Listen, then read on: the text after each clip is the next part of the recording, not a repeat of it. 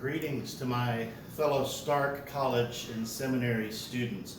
I pray that you all are well, and I miss seeing you all in our classes together and online via video. Since this pandemic has started, our school lives have changed quite significantly. We've all had to adjust to doing things differently. My prayer for each of you is that you would have the strength necessary to keep up with your commitments, and that you would take time to continue building into each other's lives and sharpening your ministry knowledge and your skills on each other as iron sharpens iron. I also want to greet the brothers of my CPE Chaplain residency cohort and my fellow staff members in the Pastoral Services office who have joined me here today in the Dane and Betty Ann Smith Memorial Chapel here at Valley Baptist Medical Center in Harlingen. I pray for each of you that God would grant you the strength that you need to bring emotional and spiritual healing to the patients that we encounter each day and the family members and staff here in the hospital. May God keep each of you safe as you do His work here in the hospital. Since last August, I have served as a chaplain here at the Valley Baptist Health System here in the lower Rio Grande Valley. Every day I encounter sick patients, family members, and the staff members who are caring for them. Part of my job as a chaplain is to bring God's love into their lives and to remind them that God cares not only about their physical condition, but their emotional and spiritual condition as well. When I think about Jesus in the Gospels, I'm reminded that Jesus cared about people in this way as well. One such event is recorded in John chapter 5 when Jesus visited the Bethesda pool. I'll read from John 5 chapter 2, verse 2. By the sheep gate in Jerusalem, there's a pool called Bethesda in Aramaic, which has 5 colonnades. Within these lay a large number of the disabled, blind, lame, paralyzed. One man was there who had been disabled for 38 years. When Jesus saw him lying there, he realized he had already been there a long time, and he said to him, "Do you want to get well?" "Sir," the disabled man answered, "I have no one to put me in the pool when the water is stirred up. But while I'm coming, someone goes down ahead of me." "Get up," Jesus told him. "Pick up your mat and walk." Instantly the man was well. He picked up his mat and started to walk. Now, that day was the Sabbath. And so the Jews said to the man who had been healed, "This is the Sabbath. The law prohibits you from picking up your mat." He replied, "The man who made me well told me, 'Pick up your mat and walk.'" "Who is this man who told you, 'Pick up your mat and walk'?" they asked. But the man who was healed did not know who it was, because Jesus had slipped away into the crowd that was there at the pool. After this, Jesus found him at the temple and said to him, "See, you are well. Do not sin anymore, so that something worse doesn't happen to you." This man went and reported to the Jews that it was Jesus who had made him well.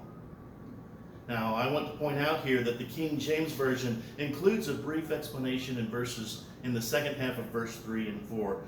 This statement explains that the miracles happened when the pools and when the angels stirred up the waters in the pools. During this time, people experienced healing. However, the second half of verse 3 and verse 4 are often considered to be later additions to the older manuscript, so you might not see it in your translation. I don't want to get into debating the merits of the textual criticism here, but because that would distract from the message, but I want to mention it because I want to know that the pool was a place of healing.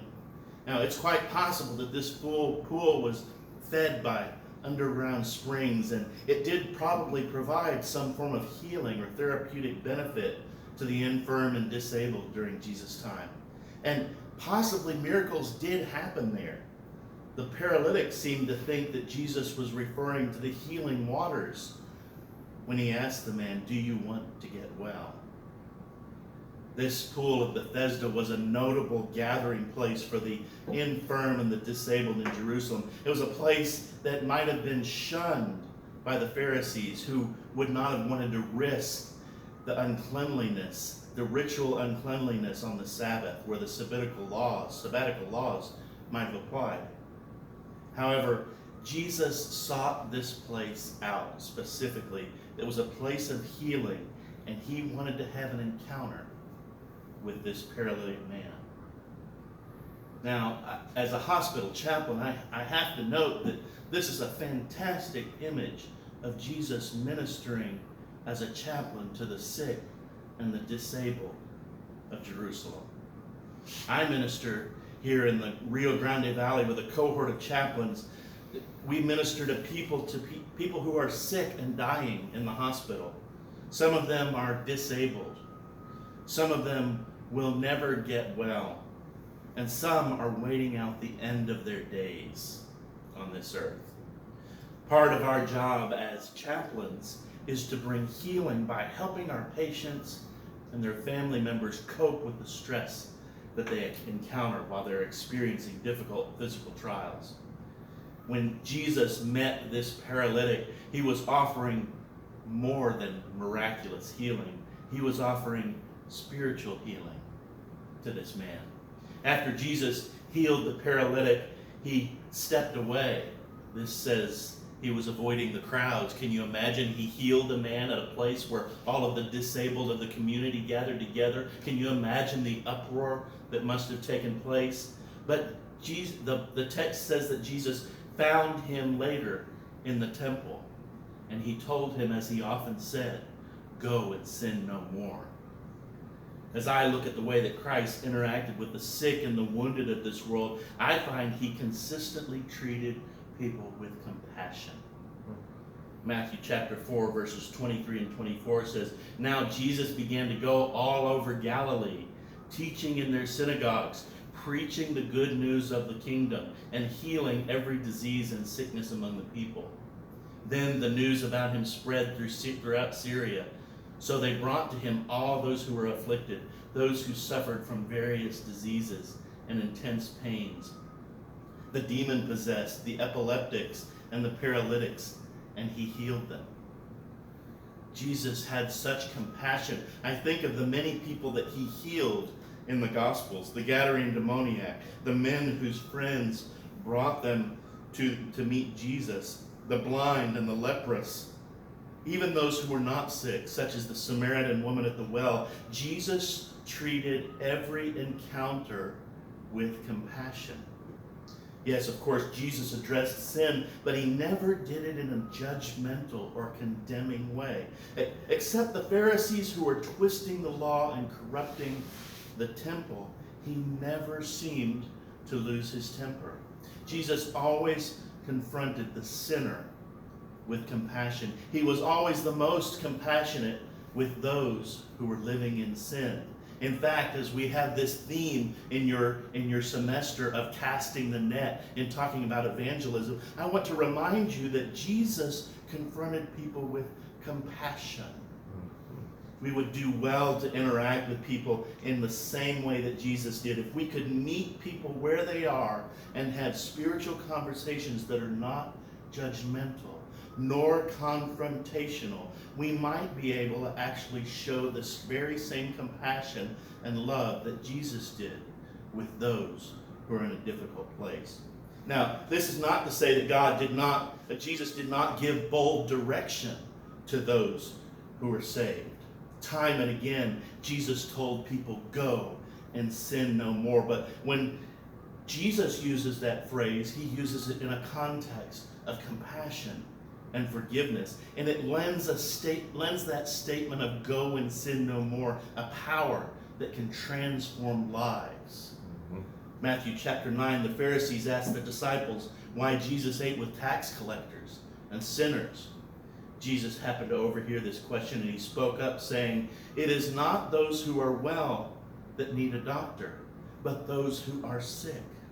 Go and learn what this means. I desire mercy, not sacrifice. For I didn't come to call the righteous, but sinners."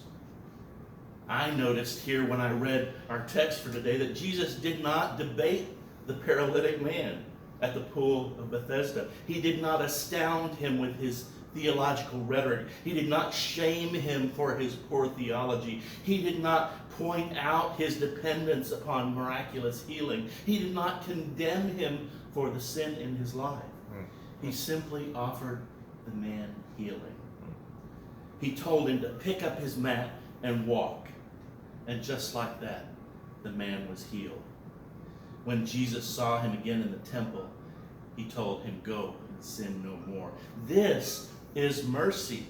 This is the compassion and love of Jesus Christ. One commentator notes that Jesus found this man in the temple. Can you imagine Jesus seeking out this man who he had healed? And I find it interesting that Jesus found him in the temple, the very place that he would not have been able to enter as a disabled man. Jesus affirmed this man's healing and told him, "See, you are well. Do not sin anymore, so that something worse doesn't happen to you." Now, this isn't related to some cause and effect relationship between sin and the man's paralysis. Jesus rejected that notion later in Matthew chapter 9. He healed the man who was born blind. This is about Jesus encouraging this man to live a life of righteousness. Earlier this week, I met a man in the hospital who had given up drinking. He wound up in the hospital with symptoms of withdrawal sickness, which can sometimes happen to a long-time drinker. While he was being treated, he spoke to me of his anxiety and its connection with his addiction to alcohol. I explored his connection to his family and his faith. As I've been taught to do as a chaplain, I explored his plans and his goals. He had a plan to connect with Alcoholics Anonymous, which is a fantastic program for helping alcoholics overcome their addictions. I encouraged him to connect with God as his higher power, and I prayed for him. I spoke blessings into his life. I asked that God would provide for his needs, and that I encouraged him to find a support system to help him in his faith and in his sobriety. You know, whether you're a chaplain or a pastor or some other kind of minister or whatever you are in this world, if you are a Christian, we can all put on the compassion of Jesus Christ as we meet people in this world. My prayer for you today is that you would go about your business in this world and that you could find someone to encourage in their faith and to connect to God. Let's pray. Lord, I thank you for our time that we had here today. I thank you for this picture of Jesus ministering as a chaplain to the sick and to the disabled. And Lord, I thank you for the fact that Jesus sought these people out so that he might minister to them, that he might give us a picture of what it's like to minister to people who are different. May you give us the compassion of Jesus Christ.